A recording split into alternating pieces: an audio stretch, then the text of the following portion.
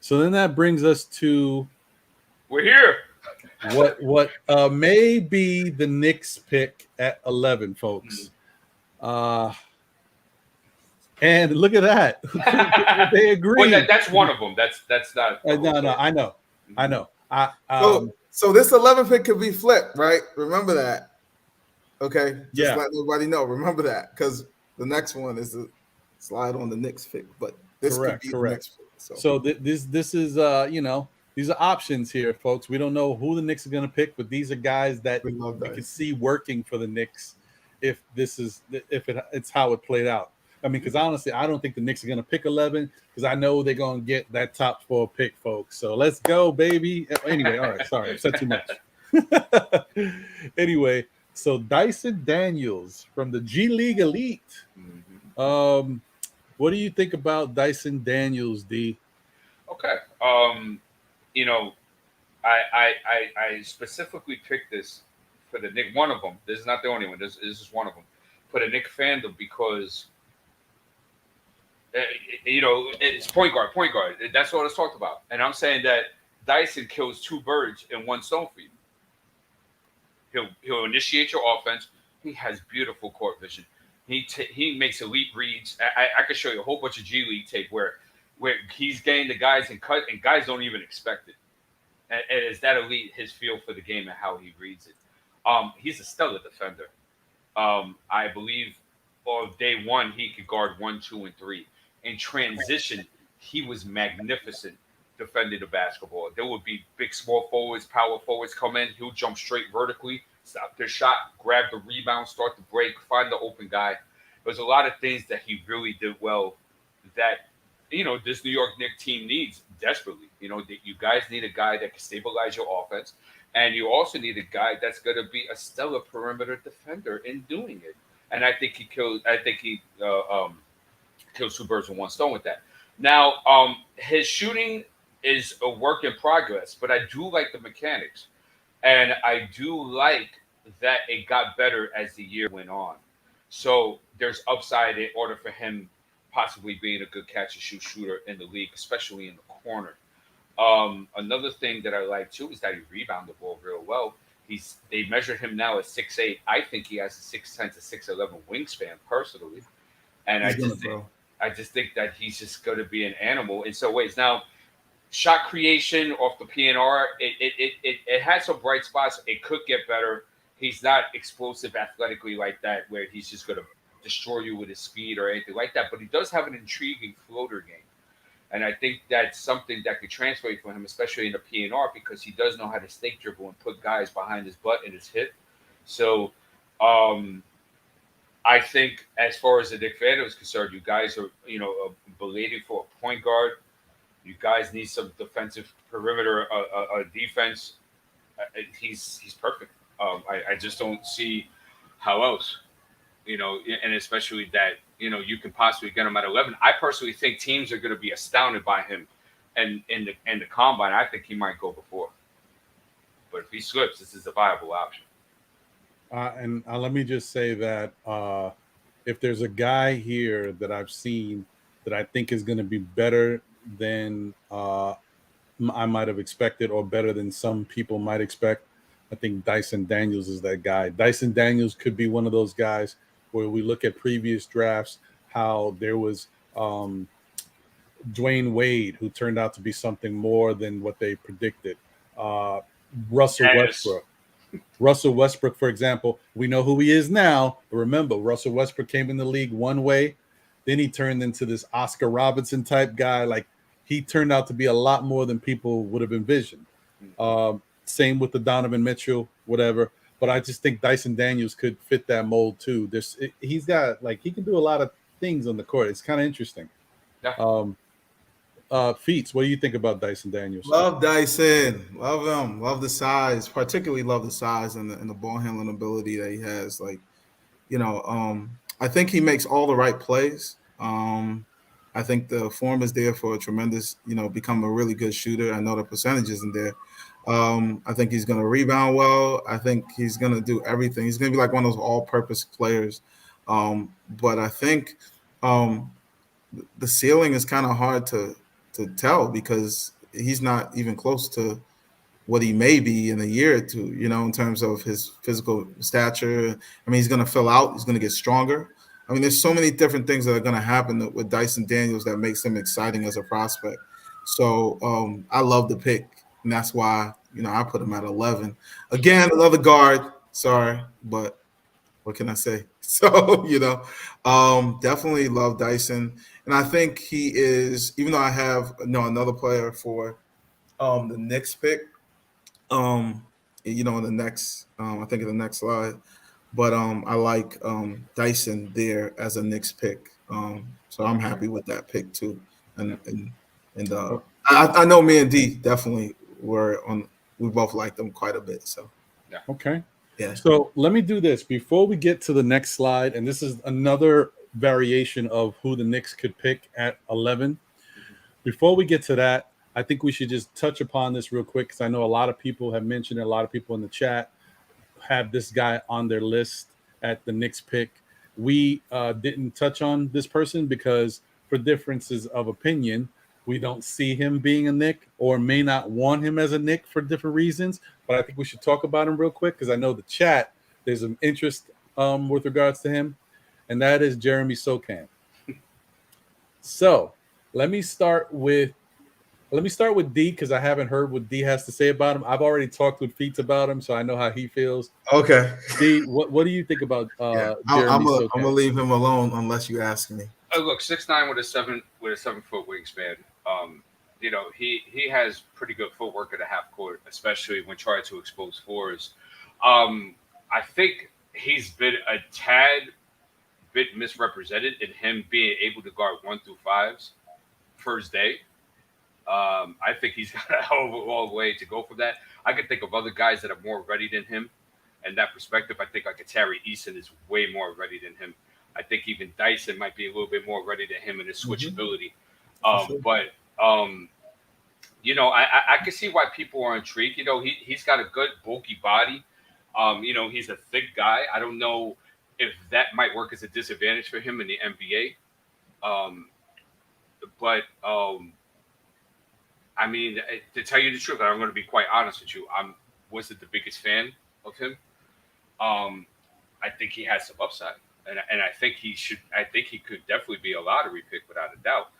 But I wouldn't necessarily put him with the Knicks because we still have Julius Randle, we still have Obi Toppin, and I don't think Jeremy Sochan is ready to play the 3 yet, and I think he'll get Ian up in the 5. So I'm not sure where he fits. His ball handling is okay. He did shoot something like 28% from 3. He shot like 57% for the free throw line. So I think that if we're going with a pick like this, I like the defensive versatility, but we also need guys to be able to hit a shot as well. And he wasn't very consistent with that throughout the year. And I'll get to Tari Eason in a bit, but Tari had much better shooting numbers than him from the free throw line and 3, and he's raw. So that's my take with Sochan. I hear you. Feats, go ahead. You can give your take as well, real quick, and also throw in your comparison because I thought the comparison was important. Thanks. All right, so I don't know. Like one thing I'll have to say is he is young, so we have to remember like. This is not the finished product of who he's gonna be. So there's some development that's gonna occur with Sochan. So let's just remember that in that process. So he has and like D's talked to about the wingspan issue. At his height, and his motor is strong at his height, I don't know, like I'm not really happy with the production, the pieces of the player at this point right now. So I can't really buy in on a guy that I'm not, when I look at him now, I'm not sure that I like or I know what he's going to be. I feel like he plays, under the rim a lot. Like, so, that's an issue for me. Okay. And I think there's a lot of development that's got to occur before he can help them.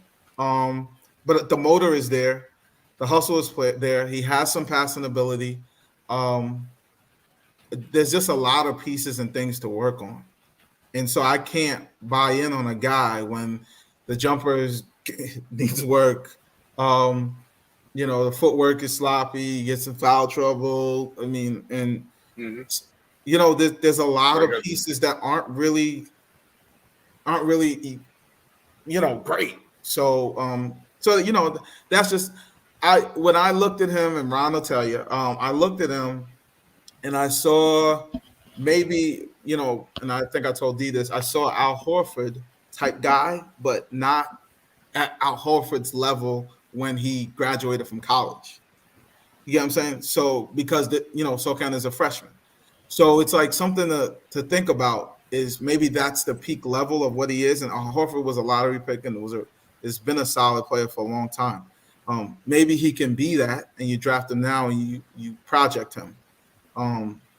He's probably going to be more mobile than Horford. Younger. He's going to be a little bit more mobile, but overall style of play. I see a hustle guy, and that's not necessarily a bad thing. But is it going to be a complete hustle guy yet, or is he going to be a hustle guy to its completion down the line? So there's just too many questions for me with Sochan that I worry about. And I just want to say a hustle guy who lacks athleticism, doesn't have a great wingspan, as D pointed out. That's Jason Maxill. Right. But what's the shelf life of guys like that in the league, and how long can they contribute to a team? A guy who actually had a little bit more athleticism and a great motor, who I always forget his name, the guy from Denver Nuggets with the dreads. When he came in the league. The Manimal. No. Fareed. Yeah, correct. Kenneth Fareed. There you go. Mm-hmm. Yeah, so like guys like that, you look at where's Kenneth Fareed now? You know what I mean? He had a little bit more athleticism to him, but he was great while he was in the league. It's just like a guy with less athleticism, how much of an impact can they sustain being on an NBA team? And then, if you're thinking about Tom Thibodeau and his system, I don't know. There's another thing you got to consider too, and this is my worry with Tari Eason too. I would take Tari Eason over him any day, but easily.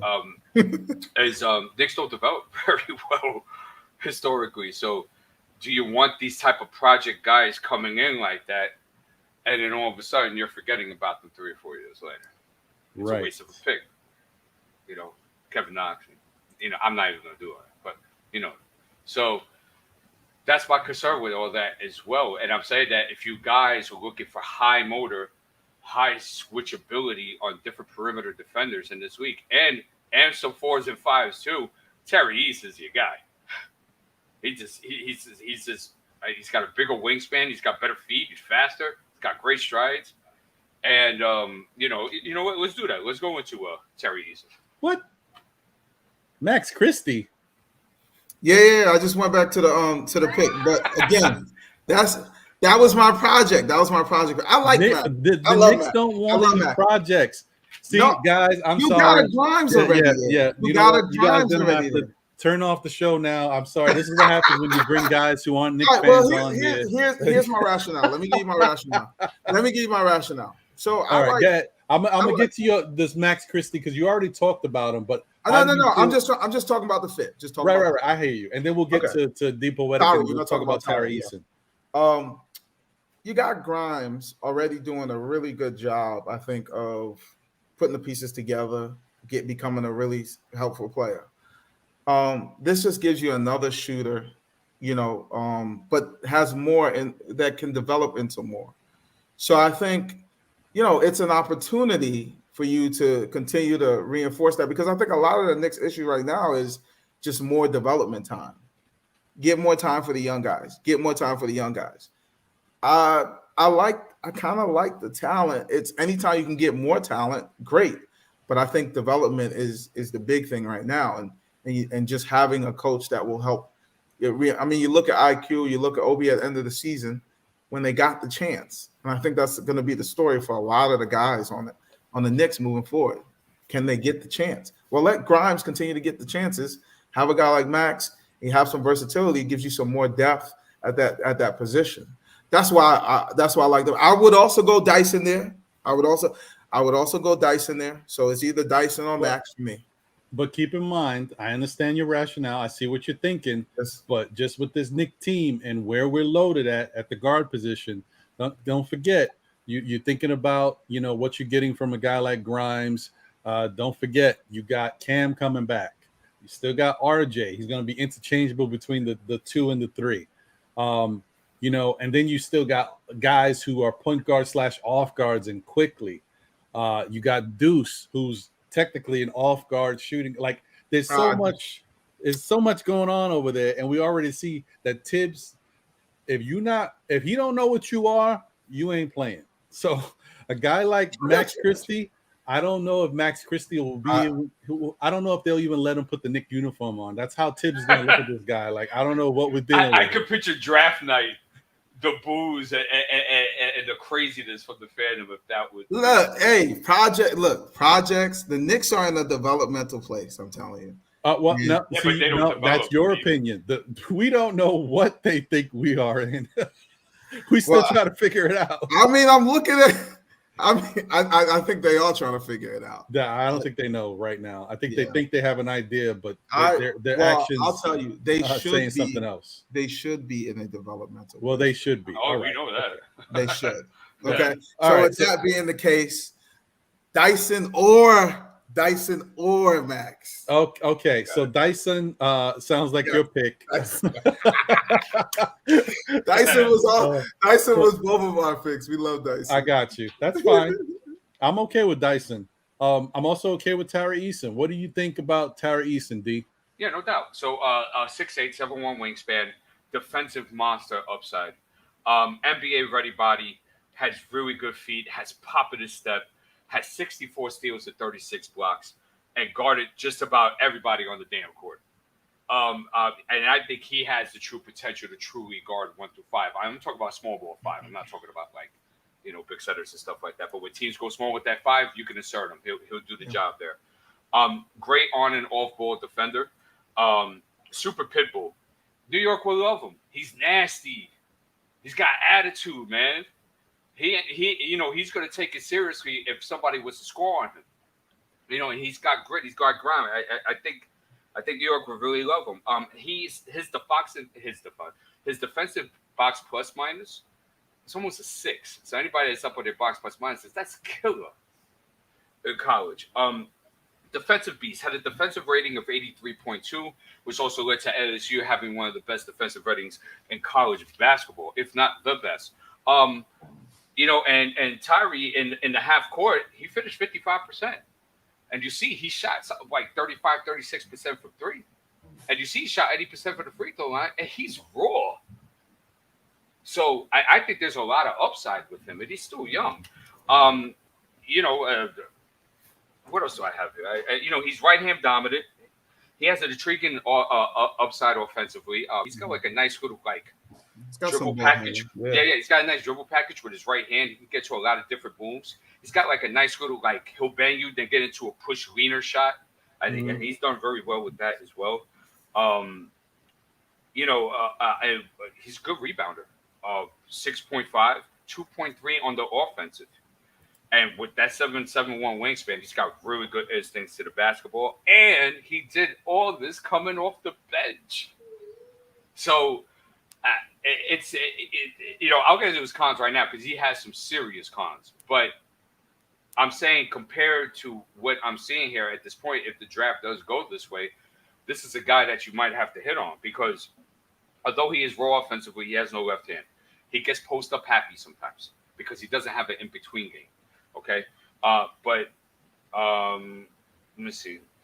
He's going to have to expand his versatility down there. But the thing is that with LSU is that there wasn't too many offensive threats, so there was a lot of 2 or 3 guys draped on him as well.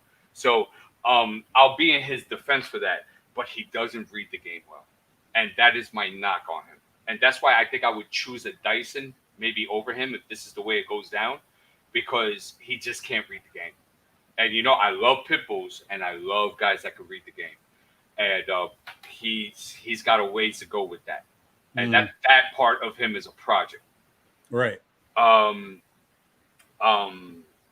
it will take time. No mid-ranger in between game, but he checks a lot of boxes. He brings a lot of pit bull. He brings a lot of defensive versatility. He could stretch the floor. And I think, like I told you, he's got a big dribble package where he could get to his right hand, and he might be hard to stop 2 or 3 years down the line. So lots to love about Tari. Okay. I mean, listen, I'm okay with it. And I understand that. I mean, my whole thing is I wanted the Knicks team to get more high IQ type basketball players. Sometimes it doesn't always present itself that way. Sometimes you have to value someone who can give you certain aspects of the game that you need, even if they're not a high IQ guy that you might be looking for. You can find high IQ guys in other packages and other positions. So I'm okay with that. Tari Eason is a special talent, and he can definitely turn into something very interesting in the league with the right type of development. So we'll see. Feats. Love it. What do you I think like about Tari Eason?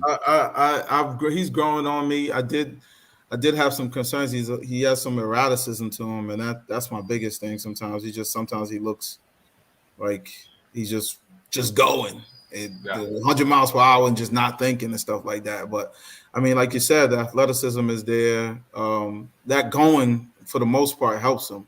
The makings, shot, the three-pointer 36%, not bad, but he's gonna get you some hustle buckets. He's gonna be able to defend anything that walks. Honestly, like I really feel like he can guard it, all the way down with more experience and more of the nuances of how to play defense on ball a little bit. But I mean, he's not bad at it now. So I mean,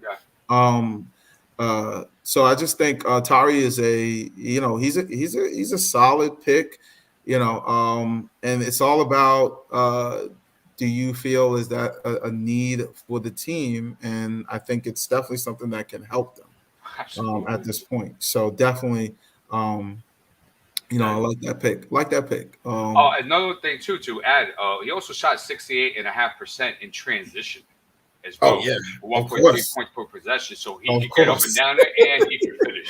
Look at him; he's a gazelle. Yeah. His ball handler was one of those things that at first I was like, can he do it? And then I was like, oh, he can do it. And then it's like, well, it just needs to show up more in a cleaner fashion. And I think, again, that's a rep thing.